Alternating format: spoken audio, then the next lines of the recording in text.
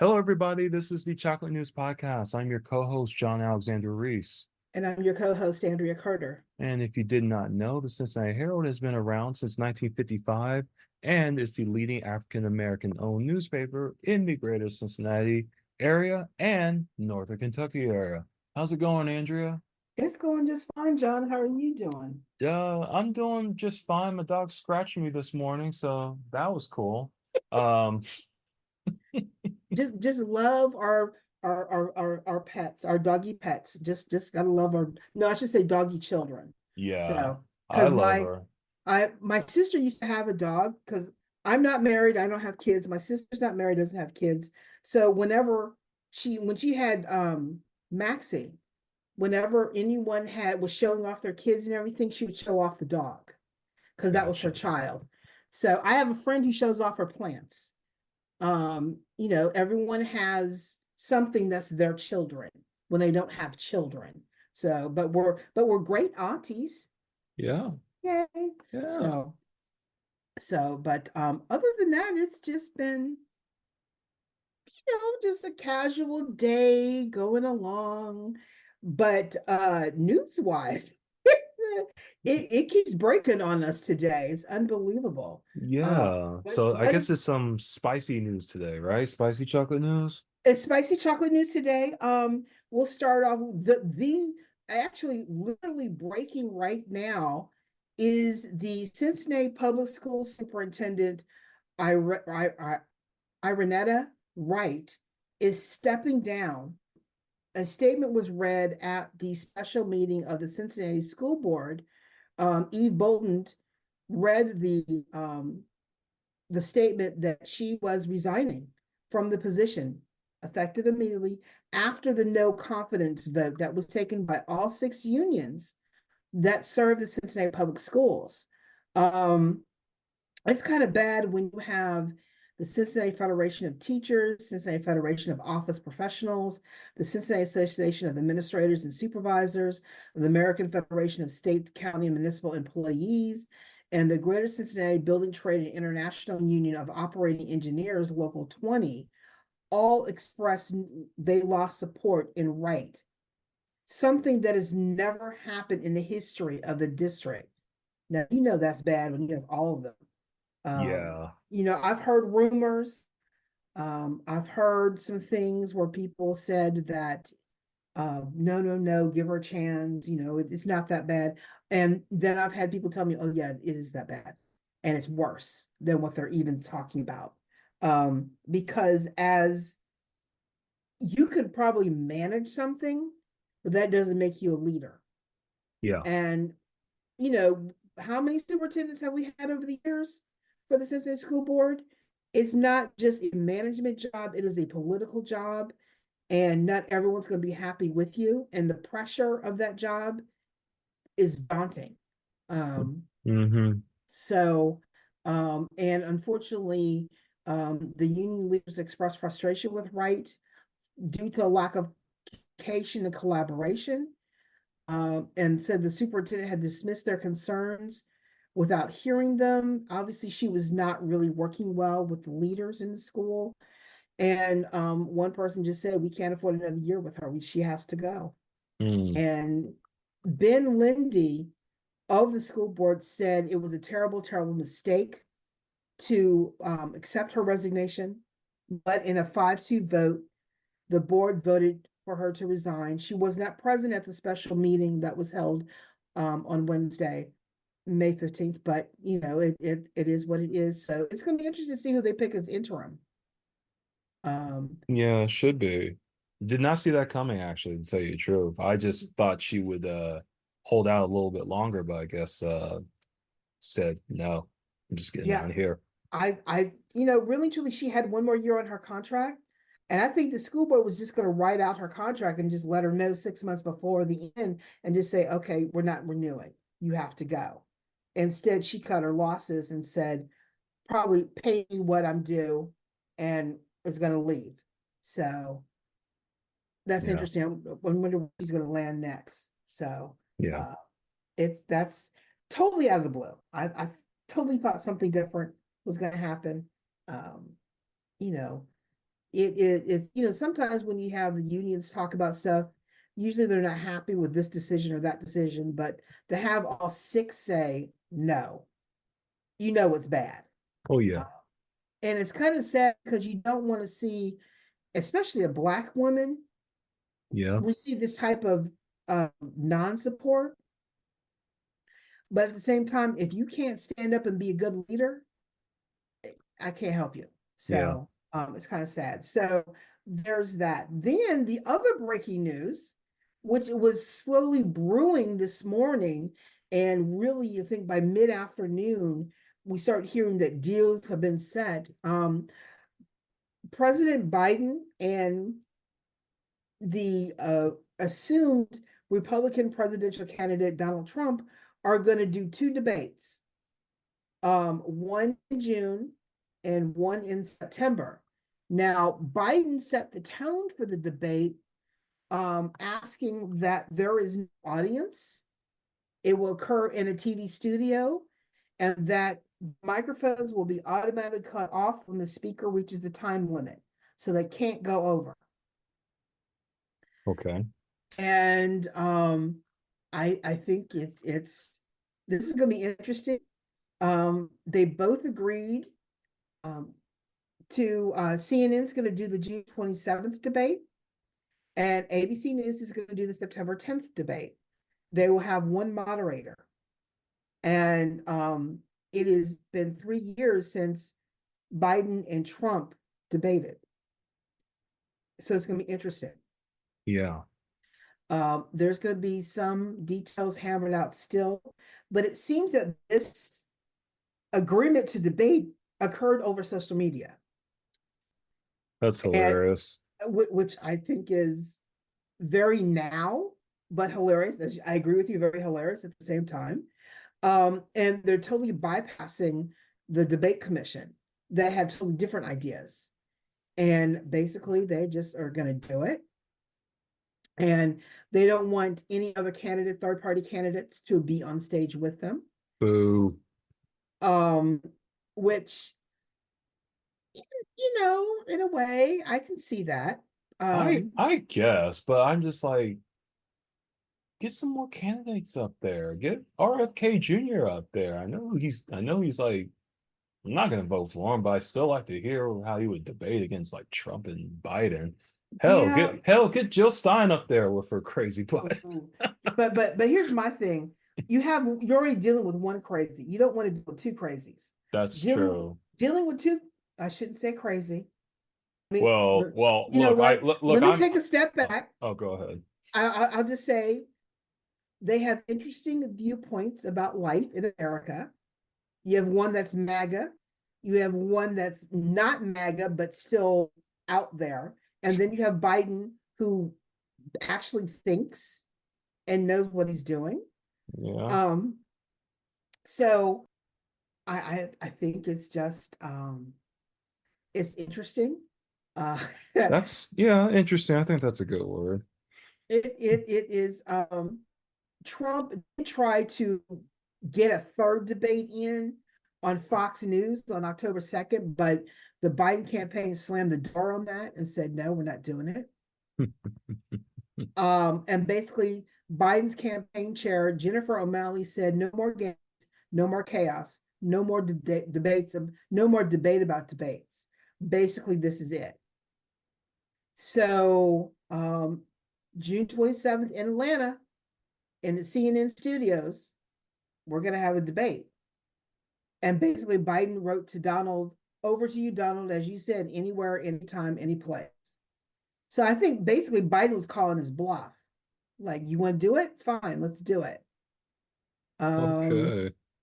And, Trump responded on digital news saying that he would be there, looking forward to being in a beautiful Atlanta.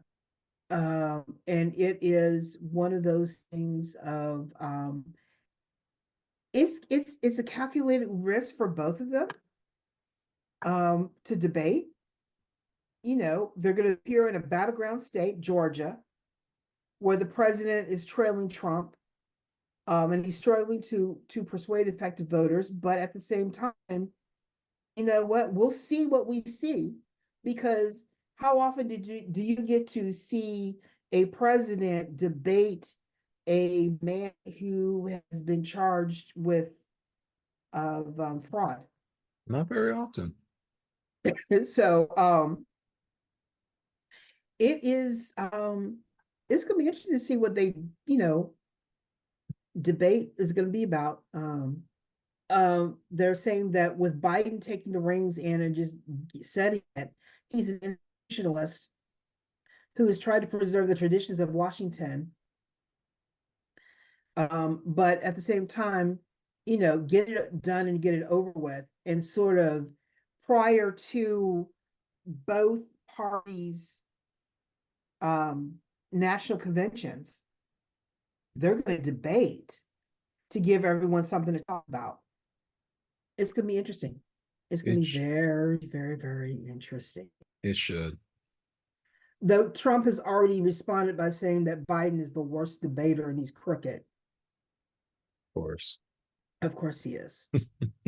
Well, you know what? I'm gonna have plenty of popcorn ready for that debate. Popcorn and bourbon, because you could probably turn the debate into a drinking game. Ooh, I should not say that on the air. No, people are gonna die. Ooh. What are you doing? Oh, I should not. For I don't know, we should come up with a debate drinking game, or for every something that's said that's wrong or not clear, eat a piece of popcorn, or something. I have to think about that. No, I'm gonna have to write a disclaimer in the note saying, folks, please do not try this at home. Oh yes, I'm sorry, but let me take a step back. For those of you, choose your own way to enjoy the debates. Exactly. And I would say at least have a debate party. Yes, at That least a way, debate party. be around friends that you like, not that you want to argue with, and watch the debates and see what happens. So I think that's what I recommend. Yeah. Debate parties and go from there. So those are the two most exciting stories that we've had on there. Then another breaking news story that occurred. It's kind of sad. Remember the bus driver who accidentally, well, I should say, allegedly hit and killed that 87-year-old woman in Hyde Park. I think she was in the crosswalk. Yeah, Or yeah, on because the actually, yeah, I do because I was trying to get home to my parents' house one night and traffic was being redirected and there's a bus there. I said, "Oh, I wonder what happened." And then I found out what happened. I was like, "Oh my God." Well, the what came out is that the Metro bus driver was charged on Tuesday with one count of vehicular homicide and 4 counts of vehicular manslaughter in relation to the death of Beverly Joanne Kenny, which is kind of sad. Dion Willis is the driver's name. And it's hard to drive those buses. They are huge and everything. I don't know what caused him to he from what I understand, he was at the intersection of Dana Avenue and Duck Creek Road near I-71. And he I guess a bus crashed, or he crossed Duck Creek Road at Dana on a March crosswalk. Kenny was crossing the street at Duck Creek Road at Dana Avenue when the bus driver was turning onto Duck Creek Road and hit her. Mm. And that was at night too, wasn't it? Yeah, it was that night. Yeah. So I don't know if he didn't see her or saw her or things like that, but he must have been, those bus drivers can take that corner pretty quickly Oh and just yeah. whip around at times. So, how it happened, his license has been suspended. He is, I don't think he's driving right now, but he is, he's been charged. I certainly hope not. He's been involved in 3 other crashes since he was hired in February 2018. And crashes do occur, but you don't expect anyone to be killed. Yeah.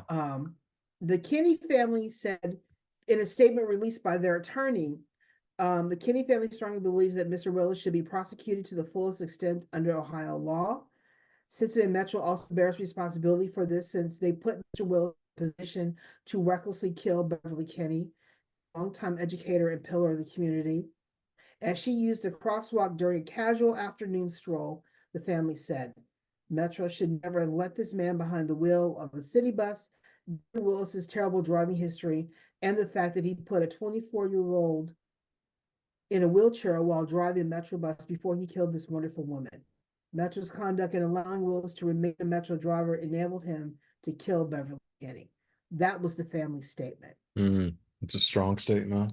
It's a very strong statement. So only thing I can say is it's gonna be interesting to see what happens at trial. And hope for we'll just see what happens to Mr. Willis. So it's kind Yeah. of sad though. Yeah. But overall, if you think about it, Metro has had a pretty good record of providing transportation throughout the city. Oh yeah. And we hear occasionally of a bus and a car accident, but we don't hear where an individual is involved. And their drivers are pretty much, I've ridden a bus before, and I can safely say that I've always felt safe watching the driver drive the buses. So, and they're big, they're just huge. But to be able to do what they do every single day, and for the most part, people are safe. Fantastic. So it's kind of sad when this does occur because it taints the organization just a little bit. But overall, the bus drivers do a terrific job Oh in yeah. getting people to and from where they need to go. So that's kind of sad. But the other chocolate news that we have is unfortunately we had another shooting. A teen was killed in North College Hill. And 18-year-old Nikel Rashad Drew was fatally shot at the corner of Dallas Avenue and Simpson Avenue in North College Hill. He was found with multiple gunshot wounds and he succumbed to his injuries. The police are looking for more information for possible suspects, and they're trying to determine what were the circumstances leading up to the shooting that occurred Monday night. It's unfortunate when we have a young person die. Oh yeah. Unfortunately, our young people are not taught effectively conflict resolution. So they're using guns to resolve their conflict, which is not good. And, I can only hope that, as we teach our young people, do this instead of that, we could hope for a better outcome than just shooting. Unfortunately. Also, along with this, it's kind of sad that even though our young people are we're seeing a rise in gun violence among our young people, we're seeing a drop in crime overall across the country, but also what also is rising are hate crimes against Black individuals, which is kind of sad. On the Cincinnati Herald website, there is a story about this where the FBI data reveals that over half of reported hate crimes between 2020 and 2022 were targeted Black individuals, with a 14% rise in hate crimes against Black youth in 2022. The impact of the structural racism on health outcomes is also highlighted in the study by Columbia University. And I think the study came out of the fact that there's been measures to combat the rise in hate crimes against Black people, especially after the Buffalo mass shooting that occurred several years ago. It's just kind of bad that door has been opened again in Yeah. a wider per se. They're not lynching everybody, but they're shooting everybody, or they're doing mass shootings, or you see what people call Karens calling out folks for doing normal stuff, or you assume that someone is doing something wrong and they're not. And people learning the hard way that you shouldn't do this stuff. And it's just kind of sad that we're subjected to this all over again. Yeah. And how do we combat this? You know, Yeah. how do we combat this? Our young people don't understand, those who have not been taught properly about racism have a hard time recognizing it. Um, those, even though we've seen a lot of advancement, there are a lot of people who want to take us back to when we were doing the yes sir, no sir, not having power situation, and you can't go back. You can only go forward. But the numbers are staggering on the increase of hate crimes against especially Black people. So I would just say that take a look at the story, take a look at the data, and see what we can do collectively as a community. What steps can we take to educate our young people, to prepare them so when they're faced with this, they know what they're facing. And then two, how do we educate the broader community that you need to change your thinking and stop this? The report is a very interesting read. And there's a link on the website, the Cincinnati Herald website, in the story to connect to the latest research about it. So then, you know, even though despite the rise in hate crime, things like that, we still get wonderful things. We hear about wonderful things like Lincoln University held its 165th commencement ceremony where they honored over 400 graduates, and they conferred a honorary degree to Stevie Wonder. That's great. I think it's um, I think it's wonderful. I think it's fantastic. In fact, Stevie wasn't the only person who received an honorary doctorate degree. Dr. Janetta B. Cole, Sherelle Parker, and Byron Stevenson, who happened to be the keynote speaker for the commencement, all received honorary doctorate degrees that day. Um, I think it's wonderful. Lincoln University, a very proud HBCU, did that. And, we don't get to see Stevie enough anymore. I did get to see him the last time he was on tour. So, he still got it as a musician. Um, but, it's always wonderful to see people honored for their achievements. So congratulations to Stevie Wonder and everyone else who attended the Lincoln University commencement. But at the same time, Lincoln University was honoring Stevie, folks were getting crazy at Howard University. Oh my God, I, yes. I, I mean, I understand that you want to see your loved one graduate. I understand that you want to be in the room, watch them walk across the stage so you can yell, scream, and shout. But Howard University was holding its graduation for their nursing college, and they had 280 um, graduates for the nursing and allied health sciences graduation. 100 members of various family, 100 people who are relatives of various college students graduating in that ceremony could not get into where the ceremony was being held because the room had reached capacity.